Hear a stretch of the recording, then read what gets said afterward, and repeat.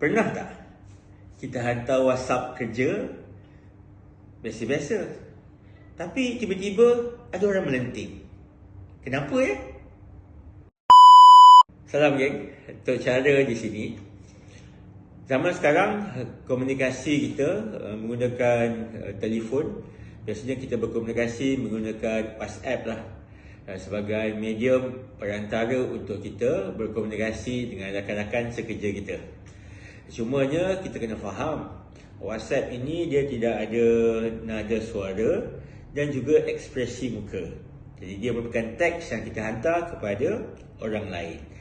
Problemnya ataupun masalah yang berlaku, orang yang membacanya akan membaca mesej yang disampaikan itu mengikut emosi mereka ketika itu. Dan itulah sebabnya kadang-kadang ayat yang kita hantar tu pendek je, tapi boleh dianggap kasar. Ataupun kalau orang tak respon, boleh dianggap sebagai marah dan sebagainya. Dan rupa-rupanya banyak komunikasi menggunakan WhatsApp ini menyebabkan konflik terjadi di tempat kerja.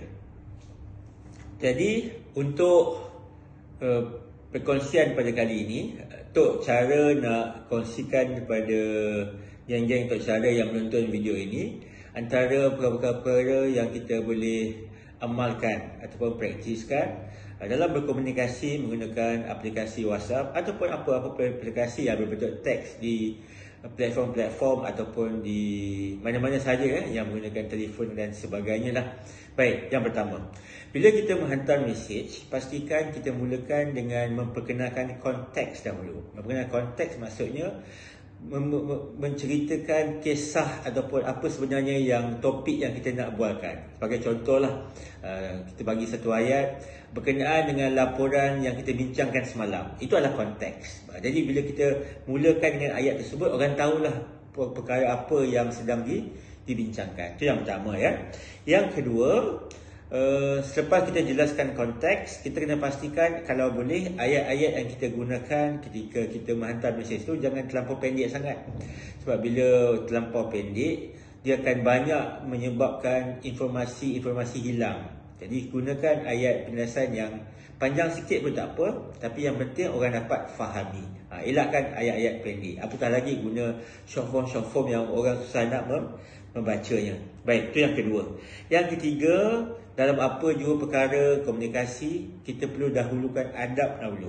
Jadi adab dalam berkomunikasi ketika WhatsApp boleh juga kita sertakan dengan bahasa-bahasa yang lemah lembut, seperti meminta maaf dan mohon izin, perkara yang mencerminkan adab dan tata susila kita. Ingat, kita ini bukan dinilai atas faktor keilmuan kita.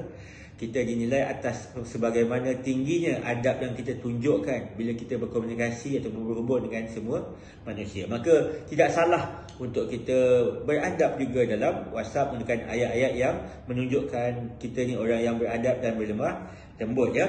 Baik, yang keempat. Sekiranya kita dalam keadaan emosi yang tak baik.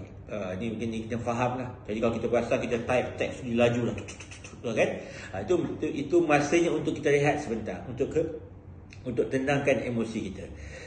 Sebab biasanya bila kita beremosi, gaya percakapan ataupun gaya penulisan kita juga tidak teratur. Jadi ambil masa untuk kita bertenang, dan akhirnya bila dah bertenang, barulah kita hantar dengan mesej yang kita hantar dan apa yang perkara yang kita sepatutnya hantar ya. Dan yang kelima, selepas kita hantar tu, bolehlah kita buat namakan sebagai pengesahan. Pengesahan tu maksudnya untuk cek orang lain agar mereka memahami, dan kita juga terbuka kepada soalan ataupun pendapat-pendapat yang lain. Maka itu antara cara-cara yang Tok rasa sangat praktikal untuk kita aplikasikan bila kita berkomunikasi menggunakan WhatsApp ataupun apa saja aplikasi-aplikasi yang kita boleh gunakan. Baik geng, jadi harap perkongsian pada hari ini dapat memberikan manfaat pada semua geng-geng Tok cara di luar sana. Moga-moga mendapat manfaatnya insya-Allah. Jangan lupa untuk subscribe dan share kita punya TikTok ni. Alright, Assalamualaikum warahmatullahi wabarakatuh.